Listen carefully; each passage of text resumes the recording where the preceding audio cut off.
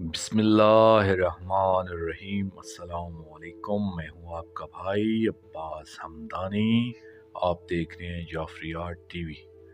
आज का हमारा मौजू एक गुफ्तगू है पाक शहंशाह इमाम ज़माना अजरल्लाहु फ़र्ज शरीफ का एक इसम पाक मुस्तासल अनाद अजरल्लाहु फ़र्ज शरीफ। ए तलबगारान हक़ाइक़ दोस्तों, ये हकीकत भी है और हैरान कुन बात भी है कि अरफान की दुनिया भी अजीब है कि जो इसे देख लेता है वो गूंगा हो जाता है, और अगर गवाही मिल भी जाए तो सामीन बहरे हो जाते हैं। हाँ, जिनके मुकद्दर में होता है वो इस दुनिया को कानों से देख लेते हैं और आंखों से सुन लेते हैं, क्योंकि इसे आंखों से देख और कानों से सुन कोई नहीं सकता। दोस्तों, आज हमारा मौजू बयान जो है वो इतना मुश्किल नहीं है, बल्कि आज हम सारी बातें आपकी मुशाहिदाती ही करेंगे। ये और बात है कि आपने इस मुशाहिदे को कभी इस मैग्नीफायर गिलास से नहीं देखा होगा जिससे मैं आपको दिखाना चाहता हूँ। ये आपका मुशाहिदा है कि जब कोई जालिम हाकम किसी मुल्क पर मुसल्लत हो जाता है तो इसका जुल्म एक ना एक दिन अपने मुकाफात की जद में ज़रूर आता है, और जब इसकी हुकूमत कमज़ोर होना शुरू होती है तो इसके जुल्म के ख़िलाफ़ आवाज़ बुलंद होना शुरू हो जाती है, और फिर वो एक छोटी सी बगावत को जन्म देती है जिससे वो जालिम हाकम कुचलने की कोशिश करता है, और यहाँ से इनकलाब की कहानी शुरू हो जाती है। क्योंकि जब जालिम मजलूमीन की चीख पुकार की आवाज़ को भी कुचलना शुरू करता है तो ये सदा और बुलंद होती है, क्योंकि इस आवाज़ को कुचलने के लिए इसे मज़ीद कई मजलूम तख्लीक करने पड़ते हैं, और इस तरह एक इनकलाबी तहरीक पूरी सल्तनत में फैल जाती है। और ये भी आपने देखा होगा कि जब किसी हाकम की कश्ती डूबने लगती है तो वो इसे बचाने के लिए पहले साजिशें करता है कि इनकलाबी लोगों को आपस में लड़ाना और मजलूमीन के इत्तेहाद को सबोताज करना चाहता है, और जैसे जैसे इसकी कश्ती में पानी बढ़ता जाता है वो इंतहाई जारियत का मुजाहरा करना शुरू कर देता है। ये तो थी इस दुनिया की हुकूमतों के इनकलाब की कहानी, मगर आपको ये भी बता दूं कि जिस तरह किसी मुल्क में ऐसा होता है इसी तरह इस दुनिया पर भी ऐसा ही हो रहा है। यानी एक तवील मुद्दत से शर्क कुल अपनी अबलीसी काबीना के साथ इस दुनिया पर हुक्मरान है, और इसने इस दुनिया में नेकी और खैर को अपने शिकंजे में कस रखा है। पहले तो ये निज़ाम जैसे तैसे चलता रहा है, मगर गुज़श्ता कई बरस से शैतानियत को अपनी कश्ती डूबने का एहसास होने लगा है, इसलिए अब वो हर तरफ साजिशों के जाल बुन रही है और इसने अपने दाव पेच इस्तेमाल करना शुरू कर दिए हैं। इसलिए इस्लाम को इस दौर में जितना ख़तरा है किसी भी दौर में इतना ख़तरा नहीं रहा है, क्योंकि इस दौर में इस्लाम का चालाक दुश्मन सामने से वार करने और खुलकर सामने आने के बजाय शातराना अंदाज में चालें चल रहा है, और माजी से इसे ये सबक भी मिल चुका है कि इस कौम को तलवार से नहीं मिटाया जा सकता, क्योंकि जब इन पर तलवार चलाई जाती है तो इनके अंदर का मुसलमान बेदार हो जाता है, और जब वो अंदर का मुसलमान बेदार होता है तो फिर इसके सामने कोई ताकत जम नहीं सकती। दोस्तों, आज मैं आपको इन साजिशों के बारे में बताना चाहता हूं कि जो आपके सामने हैं और इसके बावजूद आप इनसे लापरवाही बरत रहे हैं और इन्हें मामूली चीज़ समझ रहे हैं। और मैं आपको ये भी बताना चाहता हूं कि इस दौर में शैतानियत और इब्लीसियत किस रूप में, किस तरह, किस अंदाज से और क्यों कर इस्लाम को मिटाना चाहती है। एक दिन हमारे यहाँ एक अलामा साहब तशरीफ़ लाए और मुझसे हालात हाजरा पे बातें करने लगे। जब मैंने हालात हाजरा पर इनकी गिरफ्त कमज़ोर देखी तो मैंने गुजारिश की, जनाब अगर मेरे इख्तियार में होता तो मैं शिया सुन्नी दीनी मदारस में इज़राइलोजी इसराइलियात का पढ़ना वाजिब करार देता, और अगर हमारे दीनी मदारस में इज़राइलोजी पढ़ाई जाती तो आज जो बैनुल मुस्लिमीन इख्तलाफात हैं और जिस तरह हम एक दूसरे को काट रहे हैं ऐसा कभी भी ना होता। अगर कोई गैर मुल्की एजेंट किसी मुसलमान मौलवी को ख़रीदना या बेवकूफ़ बनाना भी चाहता तो ये कभी भी इनके अहलकार न बनते। जो लोग माजी में अंग्रेज़ हुकूमत के ज़माने को जानते हैं वो अच्छी तरह जानते हैं कि जब मुसलमानों में आज़ादी का शऊर बेदार होने लगा था तो इस वक्त अंग्रेज़ की गिरफ्त मुसलमानों पर घटने लगी थी। इस पर इसने वो बदनाम ज़माना तरीका अख्तियार किया जिससे डिवाइड एंड रूल के नाम से आज भी सारी दुनिया जानती है। इसने मुसलमानों और हिंदुओं को आपस में लड़ाने के लिए मस्जिदों में सूर काट कर फेंकवाए और मंदिरों में गाय काट कर फेंकवाई। جس سے ہندو مسلم میں لڑائی ہوئی اور لاتعداد لوگ مارے گئے۔ دوسری طرف اس نے مسلمانوں میں سے 2 عالم خریدے یا انہیں بیوقوف بنایا۔ ایک مولانا عبدالشکور صاحب تھے جنہوں نے مداح صحابہ کے نام پہ جھنڈے پڑھنا شروع کروا دیے، جس میں انہوں نے آل رسول علیہم الصلوۃ والسلام کی توہینہ شاعری کو شامل کیا، اور اس میں نوجوان لڑکوں میں جذبہ جہاد بھر گیا اور انہیں سختی سے حکم تھا کہ محرم میں جہاں بھی کوئی شبیہ برآمد ہو وہاں تم نے تعزیہ اٹھنے سے پہلے تعزیہ کے سامنے جھنڈا ضرور پڑھنا ہے، چاہے اس میں تمہاری جان ہی کیوں نہ چلی جائے، اور اگر جان چلی گئی تو بفتوائے مولوی عبدالشکور تم سیدھے جنت میں جاؤ گے۔ نوجوان بھولے بالے ناسمجھ جذبہ اسلام سے بھرے ہوئے ہوتے ہیں، ان کا گرم خون اسلام کے لیے بہنے کے لیے ہمیشہ تیار رہتا ہے، اس لیے وہ کٹنے مرنے سے نہیں ڈرتے، اس لیے وہ اس جہاد فی سبیل اللہ الفساد میں شامل ہو گئے۔ اور اس دور میں تعزیہ پاک برآمد کرنے والے لوگوں میں زیادہ تعداد اہل سنت بھائیوں کی ہوتی تھی، بلکہ لائسنس دار زیادہ تر اہل سنت بھائی ہی ہوتے تھے، اور شیعہ ان کے ساتھ شامل ہوتے اور دونوں مل کر ماتم اور مجالس کا اہتمام کرتے، بلکہ گریہ وزاری کرتے تھے، جو انگریز کو ناپسند تھی۔ اس لیے اس نے جھنڈے پڑھنے کی چال چلی کہ ان میں فریکشن پیدا ہو۔ دوسری طرف سے ہمارے ایک بزرگ عالم کو خدا جانے خریدا گیا یا ان کی سادگی کی وجہ سے بے وقوف بنایا گیا۔ وہ جو بھی ہوا، لیکن ہوا یہ کہ انہوں نے تبرہ مشن چلا دیا، اور یہ دونوں طرف سے لگائی گئی آگ ایسی تھی جس میں پورا ہندوستان سلگنے لگا، اور اس کے بعد شیعہ اور سنی بھائی آپس میں نہیں مل بیٹھے۔ آپ تاریخ شیعان ہند اٹھا کے دیکھیں، صرف 1941 میں پارا چانار میں لاتعداد مسلمان شہید ہوئے۔ اسی سال ملتان جیسے پرامن شہر میں کہ جہاں آج بھی 90% تعزیہ پاک اہل سنت بھائی برآمد کرتے ہیں، اس شہر میں بھی 12 تعزیہ پاک ٹھنڈے ہوئے تھے۔ اس وقت پورے ہندوستان میں کئی 100 تعزیہ پاک ٹھنڈے کیے گئے، اور اسی دور میں تبرہ ایجیٹیشن بھی ہوا، جس کے نتیجے میں لکھنؤ میں محاذ بنایا گیا اور لوگ سینکڑوں میل پیدل چل کر لکھنؤ پہنچے تھے۔ دوستو، اس بات کی بھی تاریخ گواہ ہے کہ انگریز ہمیں ڈیوائیڈ تو کر گیا مگر ہم پر رول نہیں کر سکا، کیونکہ اس کے 6 سال کے اندر اسے ہندوستان سے بھاگنا پڑا، اور اس کے بعد 1947 میں پاکستان بن گیا۔ دوستو، جیسا کہ میں نے کہا تھا کہ جیسا مشکل وقت اسلام پر آج ہے وہ کسی دور میں نہ تھا۔ اس کی وجہ یہ ہے کہ ماضی کا ہمارا دشمن کھلا ہوا دشمن تھا، پھر ان میں اس قدر مضبوط اتحاد نہ تھا، اور یہ بھی تھا کہ ان کے پاس اس وقت جتنے وسائل بھی نہ تھے، اور سب سے اہم بات یہ تھی کہ اس وقت اسلام میں بکنے والے لوگوں کی تعداد بہت کم تھی، خصوصاً علماء کرام میں سے بکنے والے بہت کم لوگ تھے۔ آج صورتحال یہ ہے کہ یہودیت اور عیسائیت کا مسلمانوں کے خلاف اتحاد ہو چکا ہے، اور نوبت یہاں تک پہنچ چکی ہے کہ جن یہودیوں نے جناب مریم سلام اللہ علیہا پر الزام لگائے اور جنہوں نے جناب عیسیٰ علیہ السلام کو بظاہر صلیب پر لٹکایا، ان کے بارے میں عیسائیت کی سب سے بڑی مذہبی شخصیت یعنی پوپ نے کہہ دیا ہے کہ ہم اس جرم میں یہودیوں کو بے گناہ تصور کرتے ہیں اور سابقہ زیادتیوں کی ان سے معذرت کرتے ہیں، یعنی وہ اپنی صدیوں کی دشمنی بھول کر اسلام کے خلاف متحد ہو چکے ہیں، اور وہ اسلامی نظریات اور اسلامی ثقافت، کلچر، روایات وغیرہ کو سبوتاژ کرنا چاہتے ہیں، اور وہ اپنے طور پر 2 طرح سے حملہ کر رہے ہیں یا کر چکے ہیں۔ اس لیے مناسب ہوگا میں ان کے اس انات باطل کے بارے میں کچھ نہ کچھ عرض کرتا ہوں۔ سب سے پہلے میں یہودیوں اور امریکہ کے بارے میں کچھ معلومات دینا چاہتا ہوں۔ امریکہ اور یہود۔ دوستو، آج ہم یہ جانتے ہیں کہ امریکہ کرسٹوفر کولمبس کی دریافت ہے، مگر حقیقت یہ نہیں، بلکہ اس نے مسلمانوں سے 200 سال بعد جا کر امریکہ کو تلاش کیا تھا۔ کرسٹوفر کولمبس 22 محرم 898 ہجری بمطابق 13 اکتوبر 1492 کو نئی دنیا کی تلاش میں نکلا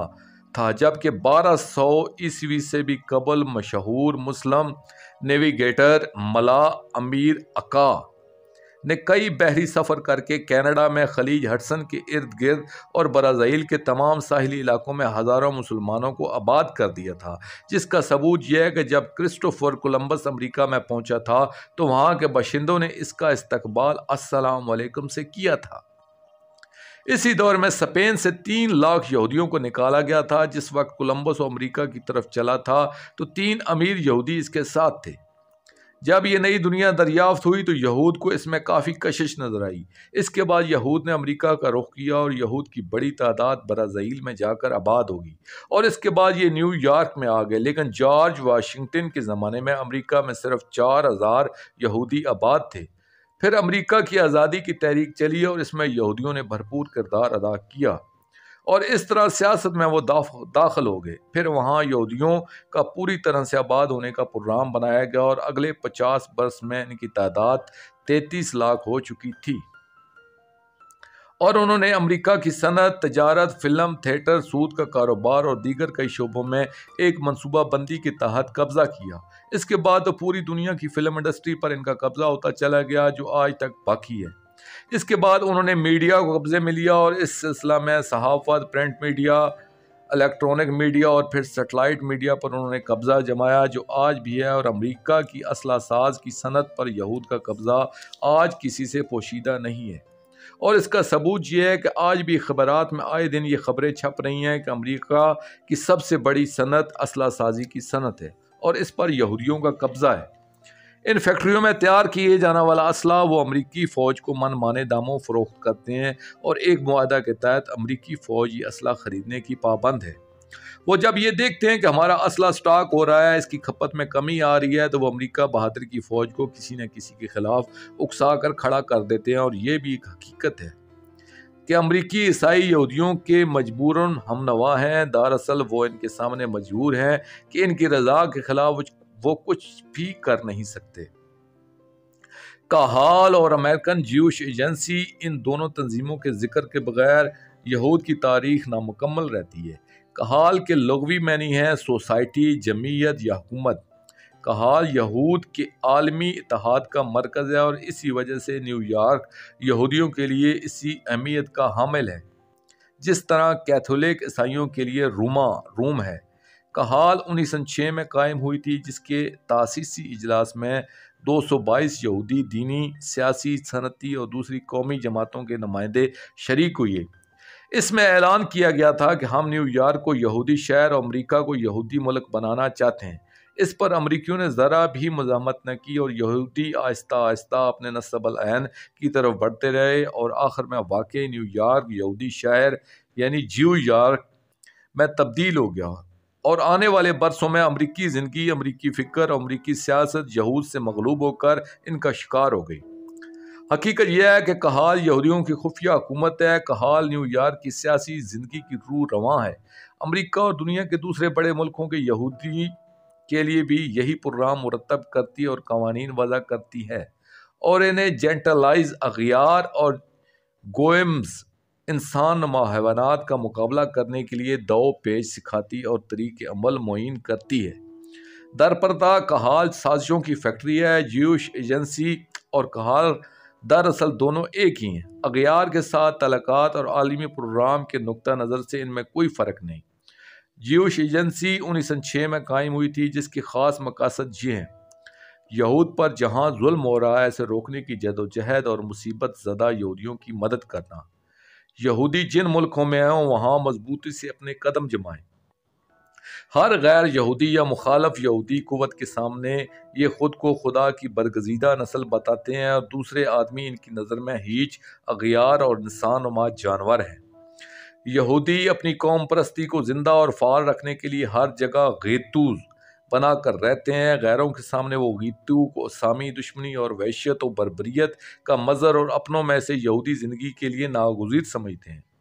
یورپ میں جس قدر تحریکیں سیکولرزم، سوشلزم، کمیونزم اٹھیں ان سب کے بانی یہودی تھے۔ انقلاب روس کی منصوبہ بندی یہودی صحافت اور زمامے کی تھی۔ صہیونیت کے بانی اور عظیم یہودی لیڈر تھیوڈ ہرزل نے کہا تھا کہ ہمارا مسئلہ معاشرتی مسئلہ نہیں بلکہ ایک قومی مسئلہ ہے۔ یہودی مزاج کے اعتبار سے مطلق العنان اور امارت پسند واقع ہوتے ہیں۔ دوستو، تجارت اور معاشیات پر قبضہ کرنے کے بعد یہود کا دوسرا بڑا حربہ یہ ہے کہ غیر یہودی معاشروں کو اخلاقی خرابیوں کے ذریعے کردار کی قوت سے محروم کر دیا جائے۔ وہ شراب خوری، قمار بازی اور دیگر مفاسد کے فروغ پر بہت زیادہ زور دیتے ہیں اور یہ سب کچھ تجارت کے پردے میں کرتے ہیں۔ زوئن بینک کا قیام سودی نظام کا قیام، سونے چاندی کے سکوں کے بجائے پیپر کرنسی، چیک سسٹم، صنعتی حصص، کاغذی دستاویزات، اسٹاک ایکسچینج، جوئے اور سٹے کے کاروبار پر مبنی عالمی مالیاتی نظام، یہ سب کچھ انسانیت کو یہود کے بخشے ہوئے تحفے ہیں۔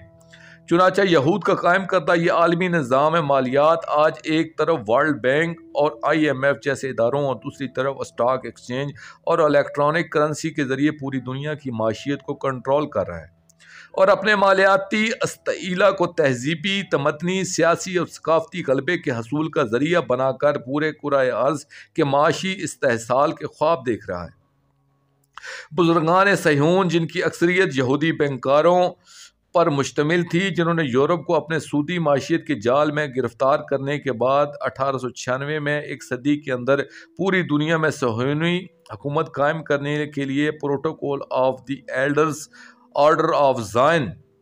تیار کیا تھا، اس پر نہایت تیزی سے عمل جاری ہے۔ اس کے تحت انہوں نے عالمگیر جنگ اول اور دوئم کی پلاننگ کی تھی۔ اس کے تحت 1967 میں یہود کا بیت المقدس پر قبضہ ہوا۔ نیو ورلڈ آرڈر اسی کا شاخسانہ ہے، جس کے اہم ترین مقاصد میں اسلام کی اصل روح کو کچلنا، مسلمانوں کے قلوب سے جذبہ جہاد کو فنا کرنا، مسلمانوں کی موجودہ نسل کو مذہب سے دور کرنے کے لیے عیاشی، ڈش کلچر اور فحاشیات میں مبتلا کرنا، صحیح العقیدہ مسلمانوں کو فنڈامنٹلسٹ کہہ کر بدنام کرنا، اسلامی ممالک میں دہشت گردی، قومیت کا سراب، فرقہ وارانہ فسادات، دھماکے، خون، ناحق پر گراں قدر انعامات دینا اور ملٹی نیشنل کمپنیوں کے عذاب، نجکاری، ڈاؤن سائزنگ اور گولڈن شیک ہینڈ وغیرہ یہود کے مسموم عطیات ہیں۔ Sugar coated poison pills. Benjamin Franklin, بابائے دستور امریکہ، نے تو ان یہودی کے مزاج کو سمجھتے ہوئے انہیں امریکہ سے خارج کرنے تک کا کہہ دیا تھا، مگر عمل کوئی نہ کر سکا۔ دوستو، بیداری کا وقت قریب ہے، اس لیے آپ کے سامنے ازریالوجی کی کچھ معلومات پیش کر رہا ہوں۔ شاید آپ کو معلوم ہو، اس وقت پوری دنیا میں یہودی 1% سے زیادہ نہ ہوں گے، مگر اس وقت دنیا کی 74% دولت یہودیوں کے پاس ہے، اور اس وقت جتنی ملٹی نیشنل کارپوریشنز ہیں، ان میں سے ایک بھی مسلمانوں کی نہیں ہے، اور اس وقت دنیا پر ملٹی نیشنل کارپوریشنز ہی کا ہولڈ ہے۔ جس ملک میں چاہیں معاشی قتل کر دیں، دیوالیہ کر دیں، جس ملک کا چاہیں سیاسی سیٹ اپ بدل دیں، جس کو چاہیں جس ملک میں حکومت دے دیں، یہ کام یہی کارپوریشنز ہی کر رہی ہیں۔ خود امریکہ میں یہودی 3% ہیں، مگر پورے 100% کو دبائی ہوئی ہیں۔ یہ بھی آپ کو معلوم ہونا چاہیے کہ یہودی لابیوں کی اس وقت شدید کوشش ہے کہ عمومی طور پر پوری دنیا اور خصوصی طور پر دنیا اسلام کو بدکرداری میں مبتلا کر کے عورت، شراب، رقص و سرور میں لگا کر برباد کر دیا جائے، کیونکہ جس قوم کی اخلاقیات برباد ہوتی ہیں تو وہ قوم خود بخود برباد ہو جاتی ہے۔ اس لیے انہوں نے اسلامی معاشرے کو مائیکل جیکسن اور میڈونا جیسے آئیڈیل دیے کہ تم انہیں چیز کرو، اور وہ چاہتے یہ ہیں کہ مسلمانوں کے نوجوان زنخے بن جائیں، اور وہ اس میں کافی حد تک کامیاب بھی ہو چکے ہیں۔ ڈش سسٹم، سیٹلائٹ میڈیاز کو انہوں نے اخلاقیات برباد کرنے کا بہت بڑا ہتھیار بنا کر استعمال کرنا شروع کر دیا ہے، اور آج پاکستان میں جو میوزک گروپس نظر آ رہے ہیں اور ہیضے کی وبا کی طرح بڑی تیزی سے پھیل رہے ہیں، یہ سب یہود کی ڈالی ہوئی کالک ہے جو ہمارے چہروں سے جھلک رہی ہے۔ یہود کا سب سے مہلک ہتھیار جنسی آزادی ہے، اور اس میں عورت کو بطور ہیومن بم کے استعمال کیا جا رہا ہے، جو ہیروشیما اور ناگاساکی والے بموں سے زیادہ خطرناک ہتھیار ہے۔ دوستو، شاید آپ نے بیجنگ کانفرنس کا نام سنا ہوگا، ممکن ہے آپ نے اس کا کوئی نوٹس نہ لیا ہو، اس لیے آپ کو بتا دوں کہ یہ بیجنگ کانفرنس جو 1995 میں ہوئی تھی، اور یہ بھی اسلام کے خلاف صہیونی سازش تھی، اور اس سے قبل کوپن ہیگن، ویانا اور قاہرہ میں ایسی کانفرنسوں کا انعقاد ہو چکا تھا۔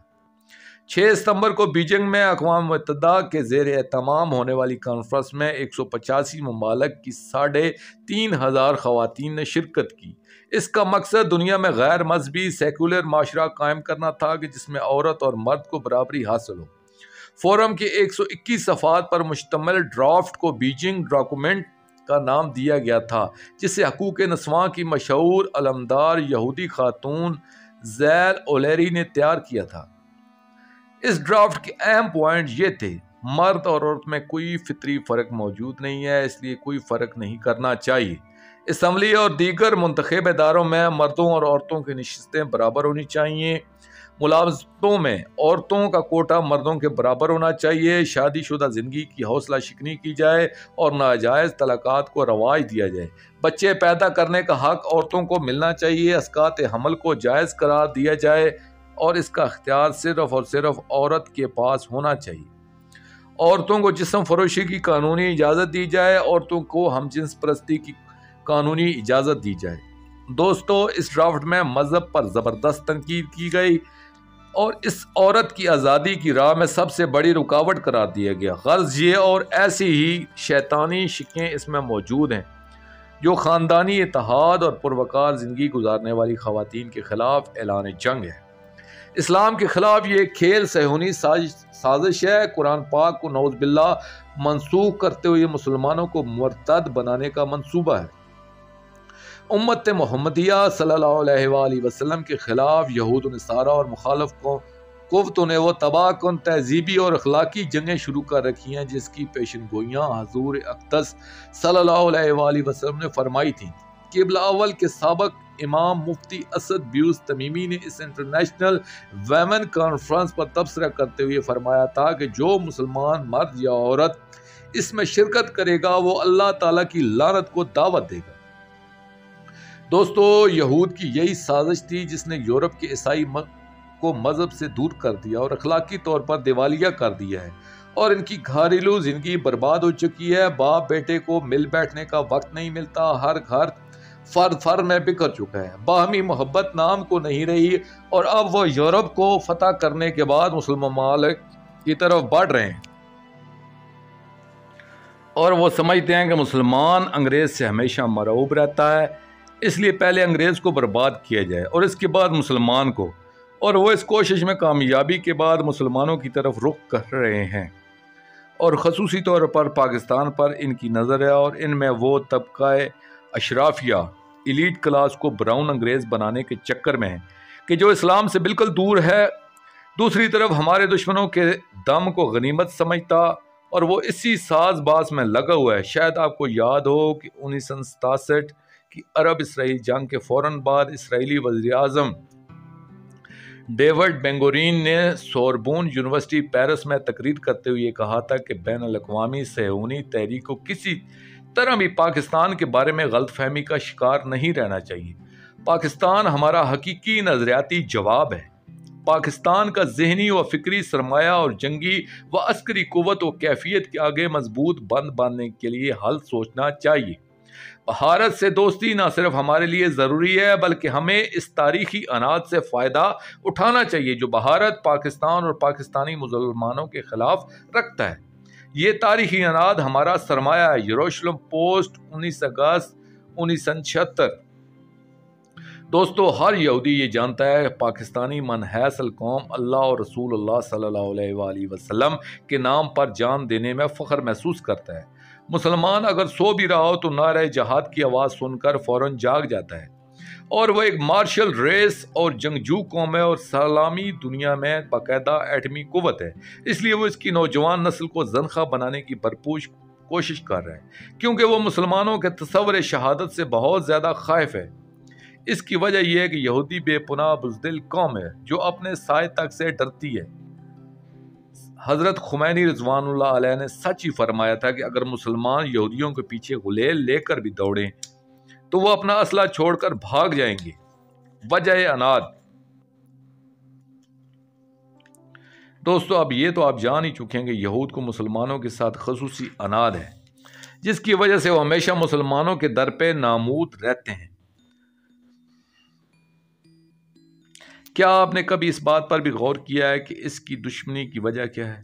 حقیقت یہ ہے کہ ان کی دشمنی کی وجہ سرور کونین صلی اللہ علیہ وآلہ وسلم سے دشمنی اور عناد ہے، ورنہ انہیں کسی مسلمان سے خواہ مخواہ کا بیر رکھنے کی ضرورت کیا تھی؟ یہ دشمنی شہنشاہ معظم صلی اللہ علیہ وآلہ وسلم کے ظہور پر نور سے بھی پہلے کی تھی، اور انہیں یہ معلوم تھا کہ سرزمین عرب کو اللہ جل جلالہ کے نور اول صلی اللہ علیہ وآلہ وسلم نے زینت بخشنا ہے۔ اس لیے وہ ہمیشہ اس نور کو خاموش کرنے کی کوشش کرتے رہے۔ ہمارے کتب میں 40-50 واقعات ایسے ہیں جن میں ان کی دشمنی کا ذکر ہے کہ انہوں نے سرور کونین صلی اللہ علیہ وآلہ وسلم کے ظہور پر نور سے قبل کس طرح ان کی اجداد طاہرین علیہم الصلوۃ والسلام کی جبین مبارک میں سرور کونین صلی اللہ علیہ وآلہ وسلم کے نور مقدس کی جھلک دیکھی اور اس نور کے خاموش کرنے کی بھرپور کوشش شروع کر دی، حتیٰ کہ جب سرور کونین صلی اللہ علیہ وآلہ وسلم کا نور مبارک جبین والدہ علیہ صلوات اللہ علیہ سے والدہ مقدس مطہرہ صلوات اللہ علیہ کی جبین میں منتقل ہو گیا، تو اس وقت بھی یہود نے ایک کوشش کی اور ایک عورت کو سر کے بالوں میں خنجر چھپا کر بھیجا کہ سرور کونین صلی اللہ علیہ وآلہ وسلم کی والدہ مائدہ صلوات اللہ علیہ پر حملہ کرے، مگر عین اس وقت نور امیر کائنات علیہ الصلوۃ والسلام کا ظہور ہوا اور انہوں نے اس ملعونہ کا خاتمہ کر کے ظاہراً فرما دیا کہ نصرت الانبیاء سرن و محمد صلی اللہ علیہ وآلہ وسلم جہرن و اعلانیتا، کہ ہم نے سارے انبیاء علیہم السلام کی نصرت چھپ کر کی ہے، مگر اپنے شہنشاہ معظم صلی اللہ علیہ وآلہ وسلم کی نصرت ظاہراً بظاہراً فرمائی ہے۔ پھر جب سرور کونین صلی اللہ علیہ وآلہ وسلم کا ظہور ہو گیا تو اس کے بعد بھی یہود نے اپنی کوشش جاری رکھی اور اسلام کا لبادہ اوڑھ کر متعدد مرتبہ زہر دینے کی کوشش کی۔ واقعہ عقبہ میں اسی مشن کے تحت راستے میں گڑھا کھودا گیا تاکہ نصیب دشمنہ انہیں کوئی نقصان پہنچے، مگر خلائق ازل ہمیشہ اپنے پاک حبیب صلی اللہ علیہ وآلہ وسلم کا محافظ رہا اور یہ دشمنی آج تک جاری ہے۔ اور اس کا ایک چھوٹا سا ثبوت یہ ہے کہ آج بھی یہودی سرور کونین صلی اللہ علیہ وآلہ وسلم کا اسم مبارک لکھتے ہیں تو بگاڑ کر لکھتے ہیں، اور وہ اسم مبارک کو محمد MEHEMET لکھتے ہیں، جو غلط ہے اور تعصب پر مبنی ہے۔ بعض اوقات صرف MOHD لکھ کر نصیب دشمنہ ان کی توہین کرتے ہیں، اور بعض مسلمان بھی بوجہ جہالت اسی طرح لکھتے ہیں۔ اس لیے یاد رکھنا چاہیے کہ ہمیں ان کا انگلش میں اسم مبارک اس طرح لکھنا چاہیے، MUHAMMADSAAS صلی اللہ علیہ وآلہ وسلم۔ دوستو، اب آپ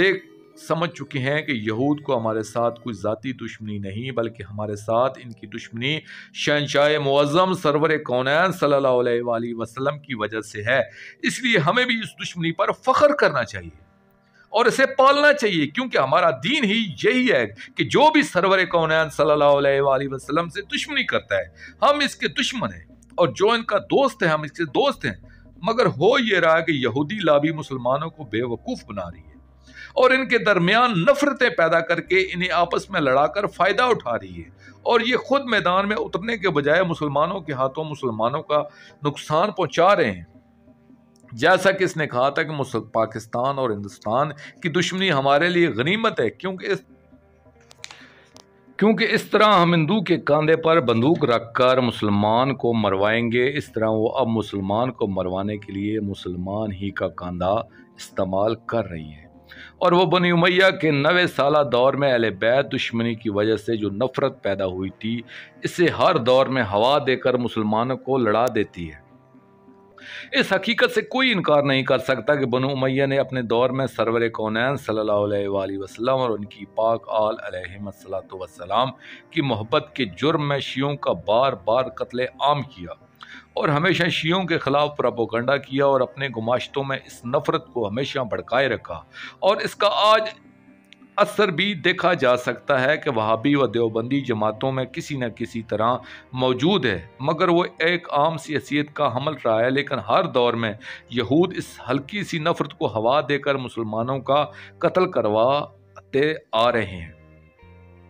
ان کی نظر میں نہ کوئی دیوبندی ہے، نہ کوئی شافعی ہے، نہ کوئی حنفی ہے، بلکہ سارے مسلمان ہیں۔ اگر کوئی دیوبندی قتل ہو جاتا ہے تو پھر بھی ان کا ایک دشمن مرتا ہے، اور اگر کوئی بریلوی مرتا ہے تو بھی وہ خوش ہوتے ہیں کہ ان کا ایک دشمن مرا ہے۔ اسی طرح کوئی شیعہ مرتا ہے تو وہ خوش ہوتے ہیں کہ ان کا ایک دشمن مرا ہے۔ وہ ان نفرتوں کو صرف اس لیے آواز دیتے چلے آ رہے ہیں کہ کسی نہ کسی طرح مسلمانوں کو نقصان پہنچائیں۔ انہوں نے عالمی مالیاتی نظام اور عالمی اقتصادی و سیاسی نظام کی تشکیل نو کی اور ورلڈ بینک، IMF اور ملٹی نیشنل کارپوریشن کو مضبوط کر کے مسلمانوں کی بربادی کا مکمل انتظام کر لیا ہے۔ اب بھی وقت ہے کہ ہم بیدار ہو جائیں اور UNO کے بجائے MNO کو تشکیل دیں۔ ہمیں یونائٹڈ نیشنز کے بجائے مسلم نیشنز کی طرف توجہ دینا چاہیے۔ دوستو، اسلام دشمن قوتوں کی ہمیشہ نگاہ رہتی ہے کہ مسلمان کے خلاف کس جگہ نفرت و انات جنم لے رہا ہے۔ جہاں بھی انات جنم لیتا ہے، وہ انات کی چھوٹی چھوٹی چنگاریوں پر ٹنوں کے حساب سے پٹرول ڈال کر آگ بھڑکا دیتے ہیں۔ وہ انات چاہے مسلمانوں اور کسی دوسرے مذہب میں ہو، جیسے کہ بوسنیا ہرزگوینیا، روم وغیرہ میں عیسائیوں اور مسلمانوں کے مابین ہے، یا ہندو مسلم ہو یا مابین المسلمین ہو، جیسا کہ لسانی طور پر عرب عجم کا ہو یا سندھی پنجابی یا پشتون بلوچ کا ہو یا لوکل مہاجر کا یا شیعہ سنی کا یا بریلوی دیوبندی کا ہو۔ انات جیسا بھی ہو، اسے ہوا دے کر مسلمانوں کے قتل عام کی شکل میں تبدیل کرنا ان کے بائیں ہاتھ کا کھیل ہے۔ اسلام دشمن قوتوں کو تو مسلمانوں کے قتل عام کا ایک بہانہ چاہیے ہوتا ہے۔ دوستو، بوسنیا ہرزگوینیا اور دیگر یورپین ممالک میں لاکھوں مسلمانوں کا قتل عام ہوا ہے۔ یہ بھی ان کی سازش تھی۔ اس طرح ایران عراق جنگ بھی انہی کی سازش تھی کہ ایک طرف عراق کو اشارہ دیا کویت پر قبضہ کر لو، دوسری طرف کویت کی حفاظت کے نام پر عراقیوں کا قتل عام۔ دراصل مسلمانوں کو مٹانے کی ایک سازش تھی، اور اس ایک تیر سے دو شکار ہو گئے، یعنی لاکھوں مسلمان شہید ہو رہے اور حرمین پر امریکی قبضہ بھی قائم ہو گیا۔ دوسری طرف طالبان کو ہر قسم کی امداد دے کر افغانستان پر مسلط کر کے لاکھوں شیعہ مسلمان شہید کروائے،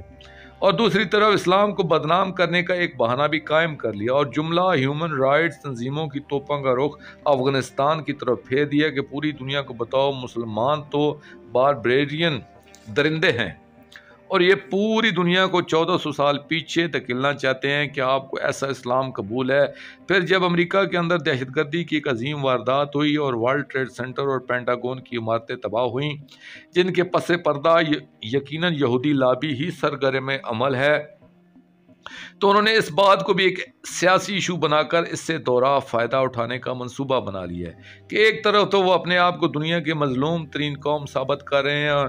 دوسرا انہوں نے پوری دنیا کے مسلمانوں کو دہشت گرد کے طور پر دنیا کے سامنے متعارف کروا کر ان کو نیست و نابود کرنے کا ایک بہت بڑا منصوبہ بنایا ہے۔ یعنی کل امریکہ بہادر جن افغانیوں کو روس کے خلاف ہر قسمی امداد دیتا رہا، آج انہی کو دنیا کا سب سے بڑا دہشت گرد ملک قرار دے کر ان پر حملہ کرنے کی تیاریوں میں مصروف ہے، جس کا انجام عنقریب سامنے آئے گا۔ اسی طرح انہوں نے اسلام کو بدنام اور نابود کرنے کا بہانہ بھی ڈھونڈ لیا ہے۔ دوستو، آپ عنقریب دیکھیں گے کہ امریکہ جس نے طالبان کو اسلام کے بدنام کرنے کا ذریعہ بنایا اور افغانستان میں انہی کے ہاتھوں قتل کروایا، وہی امریکہ طالبان کا خاتمہ بالشر کرے گا۔ اس نے پہلے اپنے ان دشمنوں سے اپنے بعض دوسرے دشمن مروائے، اور جب مقصد پورا ہو جائے گا تو ان پر حملہ کے لیے وہ کوئی سا بہانہ ڈھونڈ کر انہیں بھی ختم کرنے کی کوشش کرے گا۔ دوستو، یہ سارا انات اسلام کے خلاف نہیں بلکہ سرور کونین صلی اللہ علیہ وآلہ وسلم کے ساتھ اور انہی کی وجہ سے ان کا کلمہ پڑھنے والوں کے ساتھ ہے۔ یہی لوگ ہمیں کبھی ایک دوسرے کی زبانی کافر کہلواتے ہیں تو کبھی ایک دوسرے کے ہاتھوں قتل کرواتے ہیں۔ دوستو، اسلام دشمن تنظیموں اور قوتوں کا پہلا حملہ نہیں، یہ ان کی سازشوں کی پہلی قسم ہے، مگر ہم ابھی تک سوئی ہوئی ہیں اور خود اپنے ساتھ ظلم کرنے میں لگے ہوئی ہیں، اپنے آپ کو مٹانے میں مصروف ہیں، اپنے آپ کو کمزور کرنے میں لگے ہوئی ہیں، اپنی اجتماعیت کو پراگندہ کرنے میں جٹے ہوئی ہیں۔ ہم مسلمان اپنے دشمنوں کے اعلی کار بنے ہوئی ہیں، اس لیے ہمیں فوراً سنبھلنا چاہیے، کیونکہ پہلے انگریز کا فارمولہ ڈیوائیڈ اینڈ رول تھا، مگر اب ڈیوائیڈ اینڈ ایکسپائر ہے، یعنی انہیں آپس میں تقسیم کرو اور انہیں فنا کر دو۔ ہم یہ سمجھتے ہیں کہ یہ ہمیں تقسیم تو کر سکتے ہیں، مگر مسلمانوں کو یہ فنا نہیں کر سکتے، کیونکہ کبھی نہ کبھی تو مسلمانوں کو عقل آ ہی جائے گی اور ان میں اتحاد پیدا ہو جائے گی اور اسلام کے خلاف اس صنعت کی بیخ کنی ہو جائے گی۔ دوستو، آج ہم دیکھ رہے ہیں کہ دانشور اور صاحبان روحانیت اور مفکرین اس شعور کو بیدار کرنے میں لگے ہوئی ہیں اور سارے ایک حکومت اسلامیہ کا پلیٹ فارم بنانے میں لگے ہوئی ہیں، اور خلافت علی منہاج النبوت پہ کام ہونا شروع ہو چکا ہے۔ شیعوں میں یہ شعور بیدار ہو چکا تھا، مگر اب خوشی کی بات یہ ہے کہ برادران اہل سنت کے مفکرین نے بھی اس کی ضرورت کو محسوس کر لیا ہے کہ ہمیں مل کر شہنشاہ زمانہ امام مہدی آخر زمان اجر اللہ فرج شریف کی حکومت کی قیام کی راہ ہموار کرنا چاہیے۔ شیعوں میں جو تحریک 55 سال قبل چلی تھی کہ آنے والے شہنشاہ معظم اجر اللہ فرج شریف کی حکومت کا راستہ ہموار کیا جائے، وہ پورے عالم اسلام تک پھیل چکی ہے۔ دوستو، آج تبلیغی جماعت کے محترم امیروں کی طرف سے بھی یہی بات ہو رہی ہے کہ ہم یہ جماعت آنے والے امام کے لیے بنا رہے ہیں کہ جن کی پیشگوئی سرور کونین صلی اللہ علیہ وآلہ وسلم نے فرمائی تھی کہ ان کے آنے سے ساری دنیا پر ایک دین ہوگا اور اسلام کا بول بالا ہوگا۔ اسی طرح جناب ڈاکٹر اسرار احمد صاحب اور بہت سے مشائخ خزام اور پیران طریقت بلکہ پورے خانقاہ نظام اب اس کی طرف بڑھ رہا ہے، اور جو آج اس سے غافل ہیں وہ بھی بیدار ہو جائیں گے اور یہ معاشرہ بیدار ہو جائے گا، مگر اس کی راہ میں رکاوٹ وہی اسلام دشمن قوتیں ہیں۔ دوستو، ہمیں اس کاز پر جمع ہونا چاہیے اور جو بھی اس معصوم کاز کو نقصان پہنچانا چاہے اور آپس میں نفرتیں پیدا کرنا چاہے، اس کے بارے میں یہی سوچنا چاہیے کہ یہ یا تو اسلام دشمنوں کا بے وقوف بنایا ہوا شخص ہے یا ان کا ایجنٹ ہے۔ اس لیے ان دونوں صورتوں میں ہمیں ان سے بچنا چاہیے، کیونکہ اس وقت اسلامی افرادی قوت کو بچانا بڑا ضروری ہے اور اپنی طرف سے کوشش کریں کسی مسلمان کا نقصان نہ ہو۔ اس لیے ہمیں اس کاز پر سنجیدگی سے کام کرنا چاہیے۔ دوستو، اپنے آنے والے رہنما کی حکومت کی راہیں ہموار کرنا چاہیے، اور وہ اس صورت میں ہو سکتی ہیں کہ ہم اتحاد کو قائم کریں، آپس کی نفرتوں کو ختم کر کے ایک ہو جائیں۔ اس کے بعد ہم سب مل کر دعا کریں تو خالق کو ہمارے حال پر ترس آ ہی جائے گا اور ہمارے ہادی مطلق کی حکومت کے قیام کا سامان ہو ہی جائے گا۔ دوسری بات یہ ہے کہ ہمیں شہنشاہ زمانہ اجر اللہ فرج شریف کے انصار کے چھوٹے چھوٹے یونٹس بنانے چاہیے اور انہیں اتنا پھیلانا چاہیے کہ پوری مسلم امت کے علاقوں میں چھوٹے چھوٹے قصبوں تک اس کے یونٹس کو موجود ہونا چاہیے، اور انہیں اتحاد، یقین اور محکم اخلاق کا درس دینا چاہیے، کیونکہ ہمارا بہتر کردار اور صالح عملی دوسروں کو متاثر کر سکتا ہے۔ اور ہمیں یہ کوشش بھی کرنا چاہیے کہ ہم دوسرے مذہب کے لوگوں میں سے اپنی تبلیغ اور محبت و کردار کی وجہ سے اسلام میں کنورٹ کریں۔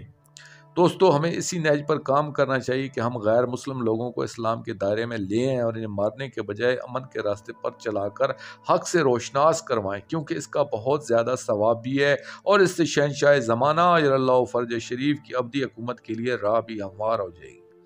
کیونکہ وہی ذات پاک اس دنیا میں مسلمانوں کی ڈوبتی کشتی کا واحد سہارا اور وہی اس کائنات کے نجات دہندہ ہے۔ اسی طرح سے ہماری طرف سے دین اللہ کی نصرت بھی ہو جائے گی۔ اب ہمارے سامنے دو باتیں ہیں۔ نمبر 1، اپنی صفوں میں اتحاد پیدا کرنا اور آپس کے عناد کا خاتمہ، دوسرے مذاہب کے لوگوں کو مسلمان کرنا۔ دوستو، اب ہمیں سب سے پہلے ان دو چیزوں پر کام کرنا چاہیے اور آپس کی نفرتوں کو ختم کر کے اسلامی سوچ کے دھارے کا رخ حکومت الہیہ کے قیام کی طرف قائم کرنا چاہیے۔ دوستو، آئیے ہم سب مل کر دعا کریں کہ وہ ذات جلدی تشریف لائے کہ جن کے اسلامی فلیگ کے نیچے سارے مسلمانوں نے جمع ہو کر سرور کونین صلی اللہ علیہ وآلہ وسلم کے دین کو پوری دنیا پر رائج کرنے ہیں۔ ہمیں دعا کرنی چاہیے کہ ان کے خروج میں تاخیر نہ ہو اور ان کے آنے پر کوئی بھی مسلمان ان کی مخالفت نہ کرے، بلکہ ان کی نصرت کر کے فوز عظیم حاصل کریں۔ آمین یا رب العالمین۔ دوستو، آخر میں شکریہ ادا کروں گا اپنے مرشد کریم سید محمد جعفر الزمان نقوی البخاری سرکار دامِ اللہ تعالیٰ کا۔ یہ مضمون میں نے ان کی کتاب نہج المعرفت فی اسماء القائم اجر اللہ فرج شریف جلد سوم سے پیش کیا ہے، اور آخر میں اپنے پاک شہنشاہ کی بارگاہ میں دعا کریں گے۔ اللہ جل یا شریک القرآن،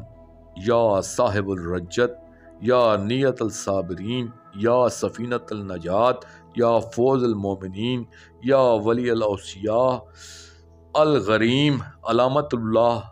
صلاۃ اللہ، اجر اللہ تعالی فرجک و صلوات اللہ علیک یا رب محمد وآل محمد صلی اللہ محمد وآل محمد وجل فرج آل محمد صلی اللہ علیہ وآلہ